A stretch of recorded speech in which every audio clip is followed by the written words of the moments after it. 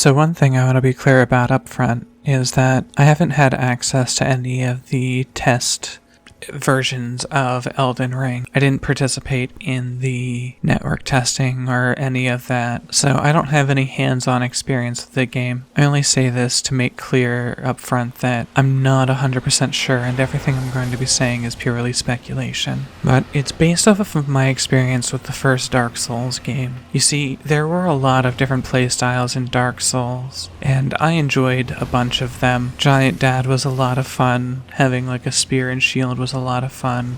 Bow only was probably the most enjoyable for me, but that was because that was a challenge run, and challenge runs are always, well, challenging, even if that ended at the Tomb of Giants. But Dark Souls allowed for a really fun and interesting, weird playthrough that I'm just going to refer to as mixed spellcasting. The way the mixed spellcasting class build worked was you would try to get to the point where you can cast every spell in the game, from the pyromancies, the sorceries, and the miracles. And I really enjoyed this kind of character, having like the magic missiles, and the push spells, and the lightning, and the self-healing, and just endless fireballs and flamethrowers and everything was absolutely ridiculous. Having to have this massively buffed up equivalent of the Elden Ring mind stat was really, really weird, and yeah, it made for quite the play style as you're combat rolling around and so on, trying to get to whatever spell you absolutely need. And I just wanted to talk about Elden Ring on that front. I'm a little bit sour at the idea that spells are still being relegated to a single slot. Instead of having number keys or shoulder buttons or whatever to control whatever spell you're casting, you're still cycling the one button. This is, of course, going to be really frustrating for anybody who wants to play a mixed caster the way I generally do. This means mixed casting is going to be really frustrating, as you're going to be toggling between your miracles and sorceries and summons all in the same slot. In the first Dark Souls, this meant that the more spells you had, the harder it was to just get back to the one goddamn spell you wanted. Though also in Dark Souls, there were 3 items you had to juggle in order to cast any of your spells, between the talisman, the staff, and the flame. So happily now it's just down to 2 items instead of 3. At least I don't believe that spirits are going to take a specific item, but if they do, I guess we'll have to deal with that. I know for a big portion of the player base this isn't going to be very important, but if you're a specialist player like I am, this can be, let's just call it a minor annoyance. We still get to play the game the way we choose, so, for the most part it's pretty good. I've been looking through all of the classes, trying to get the best sort of view on what would be a good starting class for a mixed magic player. I'm really not certain. I don't think that there is a good starting class for a mixed magic character, though looking at the starting classes, it looks like your options are the Prisoner, the Confessor, the Wretch, the Astrologer, and the Prophet. I would say probably the strongest start would be the Prophet. I know that they have a very low intelligence stat, but they have a serviceable dexterity, a decent mind,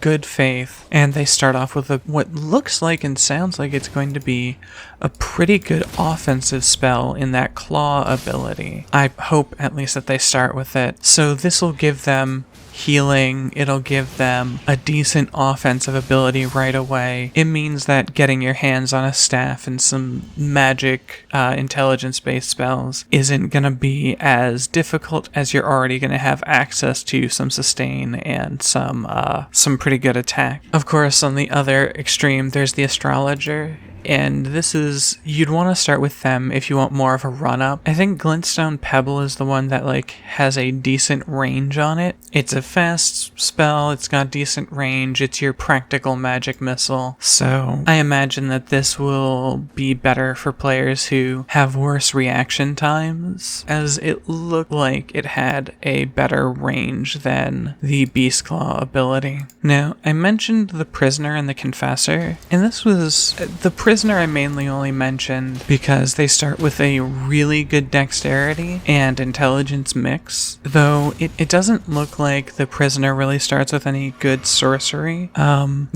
It's just that it has the really high dex and intelligence mix there, which I hear that dexterity will be controlling your caster speed, so you're going to have to keep in mind that you want a decent dexterity. I've of course also mentioned the Confessor. Again, the Confessor doesn't necessarily start out with the best selection of spells, as they only get the urgent heal spell and some sort of stealth ability or something. However, the Confessor is the one that has the best balance of stat. If you're looking to do a mixed caster, having 14 in faith, 13 in mind, 12 in dexterity, and 9 intelligence, as opposed to the prophet who only has a 7 in their intelligence. So you're going to have that better, healthier mix. Starting as either the prophet or the astrologer is going to mean that it's going to take you a bit to be able to use the other kind of magic. We've been shown a very limited number of spells, which, looking through all of the information that I've seen online, it does look like there's going to be a number of other spells that weren't shown off in the network tests or by Vadi or anyone. But we do know that, as well as the miracles, incantations, whatever they're called, and the sorcery, we're going to be getting summons, which I think are going to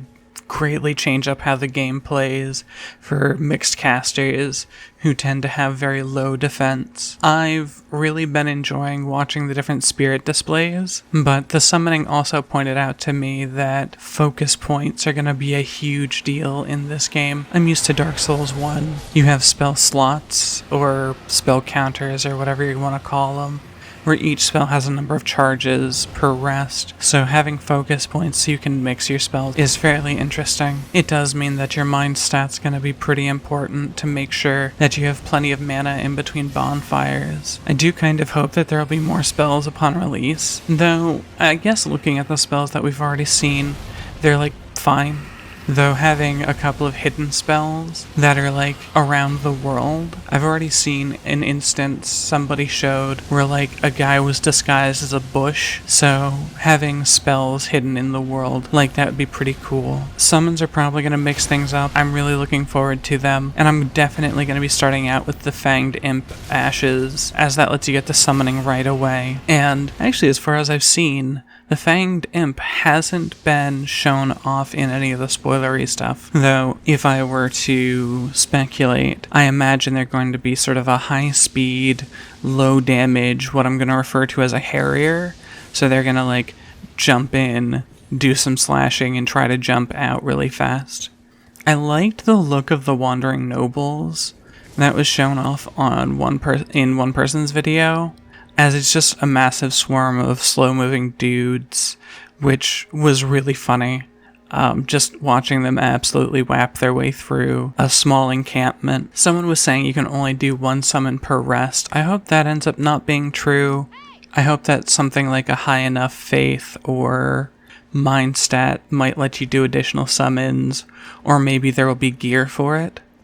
Ultimately, I know that this isn't a game that's for strict casters, and that is part of the charm of playing a mixed caster in these games. Dark Souls was not for strictly mixed casters, but playing as a guy who could throw lightning and magic missiles and fireballs and heal himself and push people around in Sen's Fortress was a lot of fun, and pushing back at the game, trying to stop you from being that kind of person, was really amusing. Anyway, I know I'm looking forward to finally getting my hands on Elden Ring on the 24th, officially on my birthday, which is great, and going in, trying out the mixed class, the mixed caster build, and other builds similar to it, and I hope you guys are looking forward to that as well. In the meantime, though, just remember, nobody's cares. Thank you very much, and good night.